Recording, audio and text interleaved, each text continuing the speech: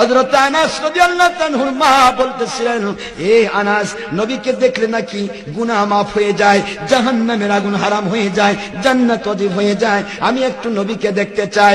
আনাস রাদিয়াল্লাহু তাআলা আমার নবী পাক সাল্লাল্লাহু আলাইহি ওয়াসাল্লামকে নিয়ে আসলেন।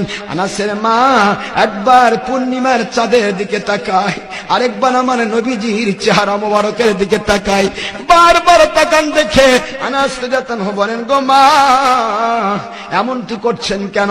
একবার পূর্ণিমার চাঁদের দিকে তাকান, আরেকবার আমার নবীর চেহারা মোবারকের দিকে তাকান। আনাসের মা বলে, আনাস, আমি তো দেখতে চাই।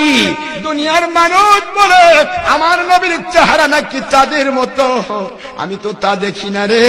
ওই পূর্ণিমার চাঁদের ভিতরে, ওই পূর্ণিমার চাঁদের ভিতরে ওই কালো দাগ আমি দেখতে পাচ্ছি, কিন্তু নূর নবীর চেহারার মধ্যে কোন